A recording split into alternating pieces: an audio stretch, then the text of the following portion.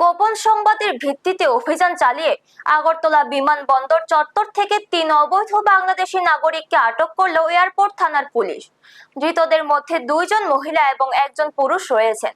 প্রাথমিক জিজ্ঞাসাবাদে পুলিশ জানতে পেরেছে তারা কোনো বৈধ ভিসা বা পাসপোর্ট ছাড়াই সীমান্ত পেরিয়ে ভারতে প্রবেশ করেছিল এবং বিমানবন্দর ব্যবহার করে বহিরাজ্যে পালিয়ে যাওয়ার পরিকল্পনা করছিল। খবর পাওয়া মাত্রই পুলিশি টিম দ্রুত বিমানবন্দরে অভিযান চালিয়ে তাদের হাতে নাতে ধরে ফেলে। এই বিষয়ে এয়ারপোর্ট থানার ওসি সুশান্ত দেব জানান, গোপন তথ্যের ভিত্তিতে এই সফল অভিযান পরিচালিত হয়েছে। ধৃতদের বিরুদ্ধে নির্দিষ্ট ধারায় মামলা রুজু করা হয়েছে এবং তারা কিভাবে ভারতীয় সীমান্তে প্রবেশ করলো ও এর পিছনে কোন দালাল চক্রে জড়িত রয়েছে কিনা তা জানার জন্য বিস্তারিত তদন্ত চালানো হচ্ছে। ব্যুরো রিপোর্ট, নিউজ তৎকাল 24।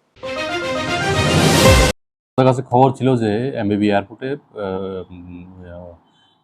৩ জন বাংলাদেশি আসবেন। সেই অনুযায়ী আমরা এমবিবি এয়ারপোর্টের স্টাফ সহ ওদের সহায়তায় আমরা ৩ জন বাংলাদেশিকে আটক করি এবং আটক করে যাদের মধ্যে একজন ছিলেন পুরুষ এবং ২ জন মহিলা, তাদেরকে আমরা থানাতে নিয়ে আসি এবং তাদের এখন জিজ্ঞাসাবাদ করছি। তাদের বিরুদ্ধে আইনানুগ আমরা ব্যবস্থা নিচ্ছি।